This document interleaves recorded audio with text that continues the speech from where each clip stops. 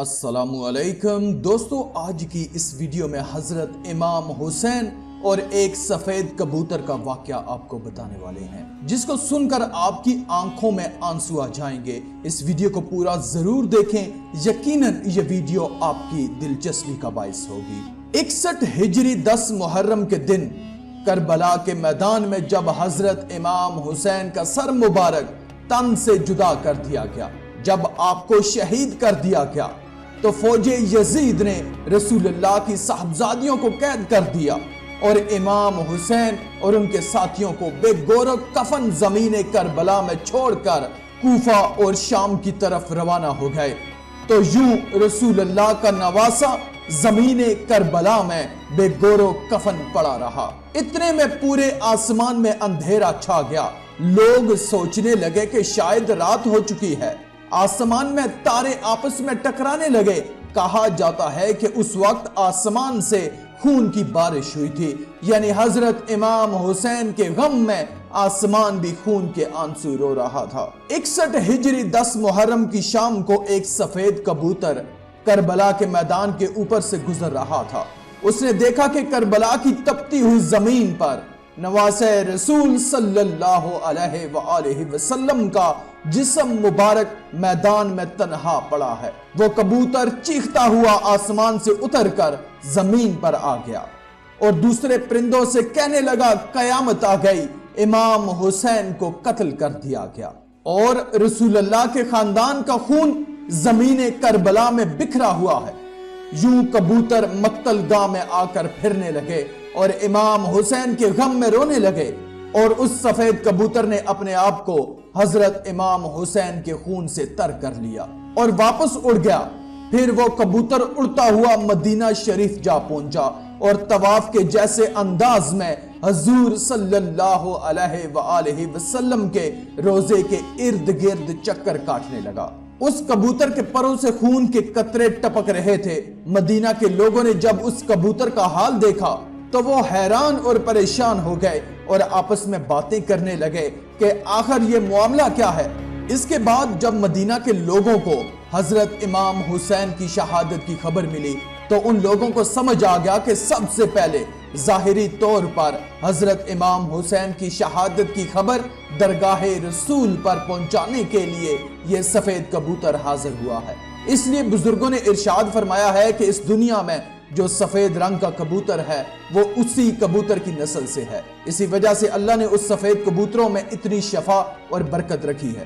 دوستو، تاریخ میں لکھا ہے کہ مدینہ کے باہر ایک گاؤں میں سیام نام کا ایک یہودی رہتا تھا، جس کی ایک لڑکی تھی جو ظاہری شکل و صورت میں بہت خوبصورت اور اچھی تھی، مگر اس کو اچانک بہڑ کا مرض ہو گیا، جس سے اس کے دونوں ہاتھ اور پاؤں اور آنکھوں نے کام کرنا بند کر دیا۔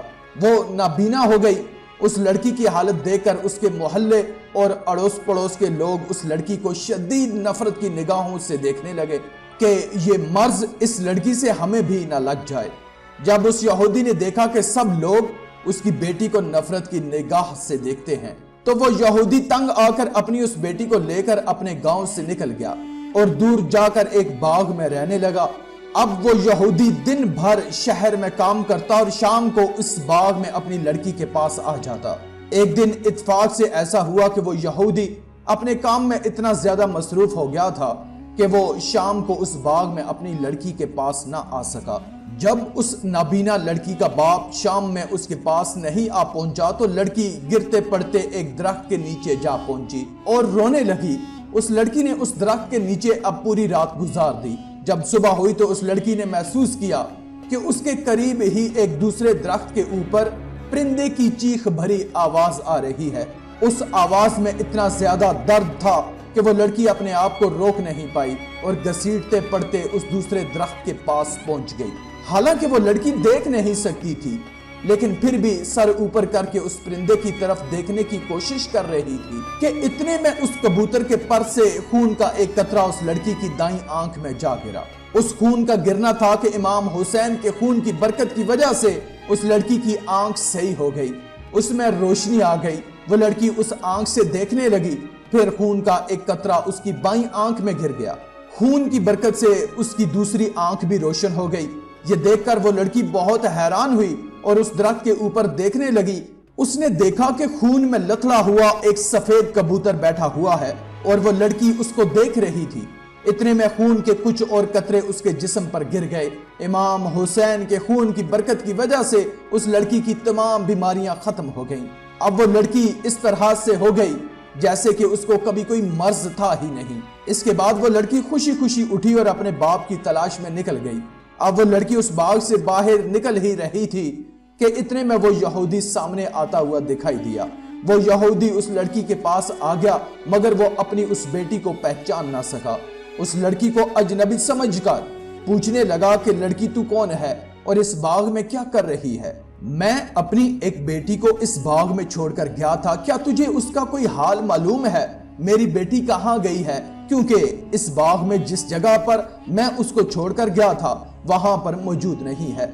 لڑکی یہ سن کر خوشی سے رونے لگی اور کہنے لگی کہ بابا کیا آپ نے مجھے نہیں پہچانا؟ میں وہی آپ کی بیمار بیٹی ہوں جس کو آپ اس باغ میں چھوڑ کر گئے تھے۔